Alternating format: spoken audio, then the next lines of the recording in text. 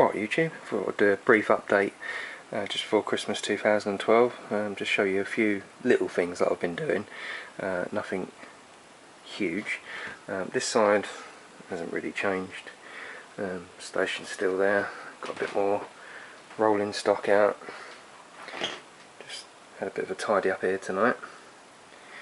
I've moved the TMD to the other side, I'll show you that in a minute.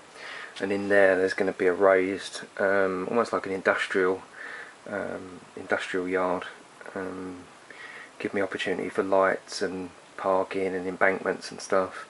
It'll be raised up, so it's going to look like the railway is cut into the landscape as it is, and as they recommend that you do to make it look realistic. So that's that side. One thing that took me ages, it was where I painted these beams black. The shelves were all white, and it just stood out to me like a sore thumb.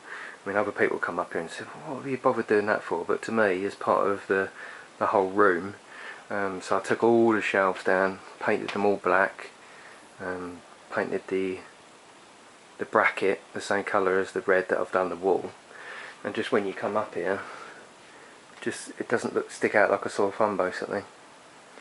But it was a much bigger job than I thought. I had to get all the DVDs down, wait for the shelves to dry, but I like it, and it's all part of getting the room all as I want it. You know, I'm going to have a black carpet, obviously some kind of curtains or something around the side of the layout, and in the end you won't get these views of the whole loft. You know, you'll get the views of the modelling and the trains. It's only these first few videos where you're even going to see the room as a whole. So yeah, nothing really has changed around here. The cutting is still there, that's ready to start next year. I've put the boards all the way along now. The cut out there for obviously where the line goes in and disappears behind the baseboard. This is where I've moved the TMD over to. I've put an extra bit on there. Can't really show you these bloody beams, but it just looks like there's more room over this side to do a TMD or a higher detailed area. But again, when I start modelling, you're only going to see it like that basically. You're not going to have a tour of the room each time. So I'm quite pleased that I've got the TMD over here. There's more room. And I can have an entrance, you know, a road coming in here, car park, which I couldn't do over there. Over here I've got my TV up. I've just got an old computer from work, so I can watch YouTube, which is fantastic, while I'm fiddling about up here, or stick a movie on. Put the baseboards in, the backboards for the viaduct area. Now what I was going to do is have it just completely blocking off, but I've cut it like that. Now this is going to be hard to describe, and it might be one of them things where you have to just wait and see. But where the line's going to come across here, rather than just be next to a backboard, I'm going to have it as if it's another 2 or 3 foot town scene.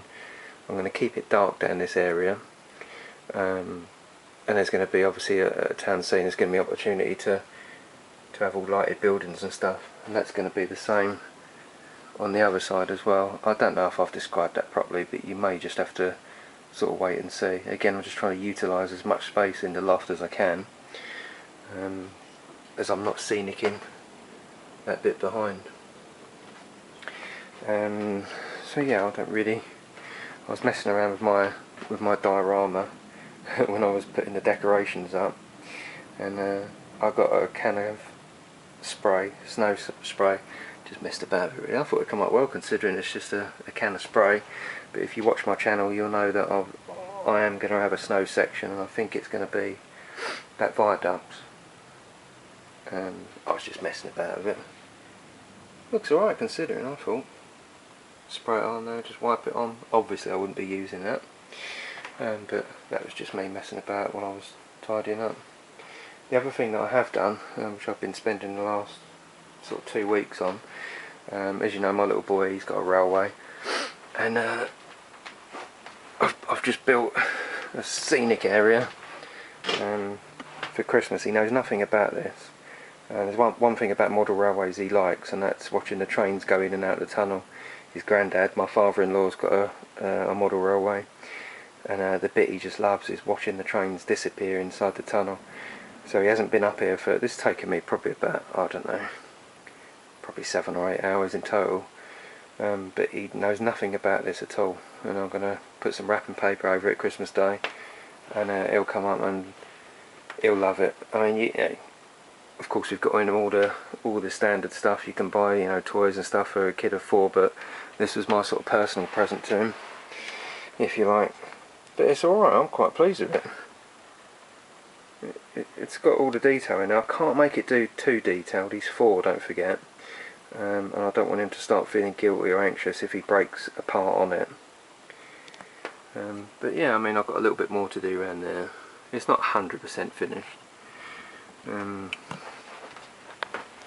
what I've done is I've got a little aeroplane of his, put some black cotton, and just hung that there. All part of the fun.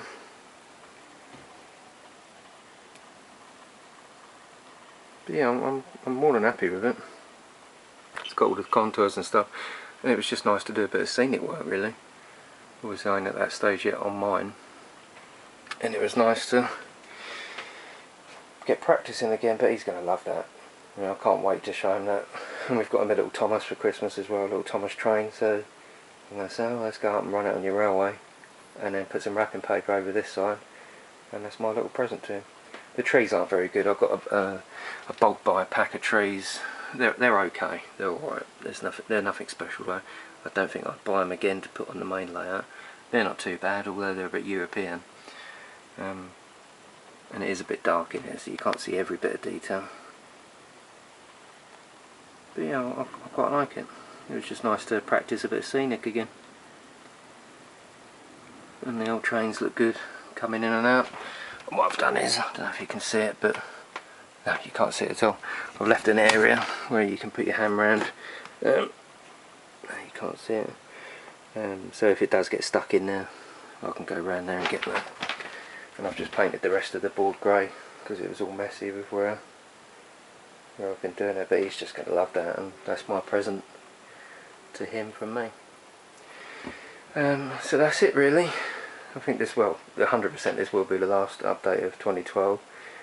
You know, if I look back on what I've done over the year, I suppose in a way it doesn't seem much, but I'm pleased enough with the progress.